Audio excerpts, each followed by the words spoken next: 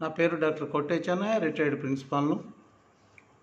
2018 group 1 notification ప్రకారం జరిగిన పరీక్షల్లో గోల్మాల్ జరిగిందని అభ్యర్థులు గొడవ చేసినా, కోర్టుకు పోయినా నాటి ప్రతిపక్ష నాయకులు మేము అధికారంలోకి వస్తే చించుతాం, పొడుస్తాం అని చెప్పేసి నిరుద్యోగులకు, పేదలకు న్యాయం చేస్తామన్నారు. సంవత్సరం కావస్తున్నా వారికి న్యాయం జరగలేదు. పెద్దల సాయంతో గద్దెనెక్కినటువంటి గ్రూప్ 1 అధికారులు ఉద్యోగంలో చేరి 1.5 సంవత్సరం దాటింది. అయినా ప్రభుత్వం నుంచి కానీ, స్టే ఇచ్చిన హైకోర్టు నుంచి కానీ ఏమాత్రం చొరవ చూపడం లేదు. ఇంకో 6 నెలలు పోతే ఆ 160 మంది గ్రూప్ 1 అభ్యర్థులు సర్వీస్ రెగ్యులరైజేషన్ జరిగిపోతుంది. ఇక ఎవరు ఏమీ చేసేది ఉండదు. బాధితులుగానే మిగిలిపోతున్నారు. అన్యాయంగా ఉద్యోగాలు సంపాదించిన వారు కీలక స్థానాలు కూర్చున్నారు. మరి హైకోర్టు సింగిల్ జడ్జి బెంచ్ ఏం చెప్పింది?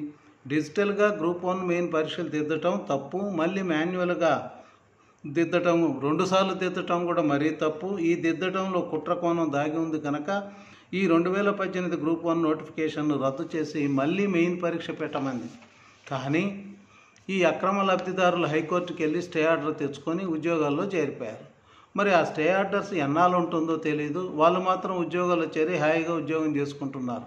స్టే ఎత్తివేసి అసలు తీర్పు ఎప్పుడు ఇస్తారో హైకోర్టుగా తెలియదు. ఈ లోపల ఈ 160 మంది సెటిల్ అయిపోతారు.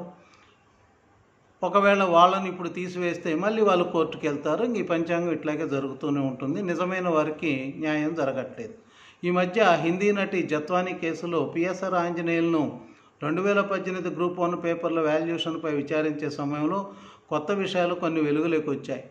పై స్థాయిలో రాజకీయ నాయకులు, ఐఏఎస్, ఐపీఎస్ అధికారులు అధికార దుర్వినియోగం, ప్రభుత్వ సొమ్మును కాజేయడం, పలుకుబడితో లక్షల కోట్లు సంపాదించడం ఎలా చేస్తున్నారో చాలా కుంభకోణాలు బయటపడ్డాయి. హైకోర్టు పేపర్ వాల్యుయేషన్ డిజిటల్గా చేయడం కుదరదు, మాన్యువల్గా చేయాలి అనడంలో అప్పుడు ఏపీపీఎస్సీ సెక్రటరీ అయిన పిఎస్ఆర్ ఆంజనేయులు గారు ఆ పేపర్లను హాయ్లాండ్లో దిద్దిచ్చి మార్కులు వేయడానికి క్యాంసైన్ మీడియా ప్రైవేట్ లిమిటెడ్కి అప్పగించారట. వారు ఓఎంఆర్లు మార్చి డ్రైవర్లు వారి భార్యలతోటి పేపర్లు దిద్దిచ్చి అందులో లోపల దిద్దకుండా ఓఎంఆర్లో మాత్రం మార్కులు వాళ్ళు చెప్పిన మార్కులు వేశారట. అయితే పిఎస్ఆర్ ఆంజనేయులకు కొంతమంది బడా రాజకీయ నాయకులకు మధ్య డబ్బు పంపకంలో పేచి వచ్చి పిఎస్ఆర్ను తొలగించి గౌతమ్ సవాంగ్ను ఏపీపీఎస్సీ చైర్మన్గా నియమించి రెండోసారి పేపర్ వాల్యుయేషన్ మాన్యువల్గా దిద్దింపజేసి రాజకీయ నాయకులు తాము అనుకున్న వారికి అనుకున్నట్లుగా పోస్టింగులు ఇప్పించుకున్నారు. ఇందులో కోట్ల రూపాయలు చేతులు మారాయి. ఇంత దుర్మార్గం జరిగినా కోర్టు న్యాయం చెప్పదు. ఎన్నికల ముందు ఈ విషయం తేలుస్తాం, పొడుస్తామన్న ప్రస్తుత అధికార పార్టీ నేతలు కిమ్మనకుండా ఉన్నారు. జత్వానీ కేసులో పిఎస్ఆర్ను ఎలా ఇరికించాలో చూస్తున్నారు. కానీ అన్యాయమైనటువంటి ఉద్యోగార్థుల బాధలు మాత్రం పట్టడం లేదు ప్రభుత్వానికి, కోర్టుకు. నిజమైన అర్హులు నిస్పృహలోకి వెళ్ళారు. అందుకే మొన్న జరిగిన గ్రూప్ 1 పరీక్షలకు 1/3 వంతు అభ్యర్థులు పరీక్షలు రాయలేదు.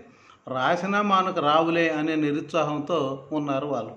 అధికారులు, రాజకీయ నాయకులు ఇలాంటి చర్యలతో యువతలో ప్రభుత్వం పట్ల నమ్మకం పోగా అసాంఘిక శక్తులుగా కొందరు మారే అవకాశం ఉంటుంది.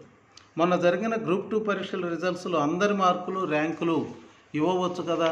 ఏదో గుట్టుగా సెలెక్ట్ అయిన వారికి మాత్రం మెసేజ్ చేసి పంపారు. తీరా చూస్తే 200 మార్కులు వచ్చినా కొంతమందికి పోస్టులు రాలేదు. 190, 191 వచ్చిన వాళ్ళకు పోస్టులు వచ్చాయి. ఈ ఉదాహరణ ఓసీ అభ్యర్థుల వరకే చెప్తున్నాను. మరి అన్ని కేటగిరీలు ఇదే తంతు జరిగి ఉంటుంది.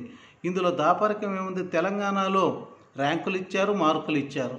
ఇక్కడ ఎందుకు ఇవ్వలేకపోతున్నారు? 2001, 201, 202, 203 వచ్చిన వాళ్లకు రాకుండా 190, 191 వాళ్ళకు వస్తే అనుమానాలు వస్తాయా, రావా? అసలు సుప్రీంకోర్టు ఇచ్చిన తీర్పును ప్రభుత్వం ఇచ్చిన జీవో పట్టించుకోకుండా పాత పద్ధతిలో ఎలా ఇస్తున్నారు? పారదర్శకత కనిపించలేదు. గ్రూప్ 1 లాగా అక్రమాలు జరుగుతున్నాయనేటటువంటి భావన అభ్యర్థుల్లో బలంగా ఉంది. ఏపీపీఎస్సీ కొత్త చైర్మన్ వచ్చారు, పారదర్శకంగా జరుగుతాయని అనుకుంటే ఈ వ్యవహారం చూశాక ఆశలు మోడువారిపోయాయి నిరుద్యోగులకు. ఇక 2018 గ్రూప్ 1 కుంభకోణానికి సమాధి కట్టినట్లేనని అనుకుంటూ నిరాశలో కుంగిపోతున్నారు ఆ అభ్యర్థులు.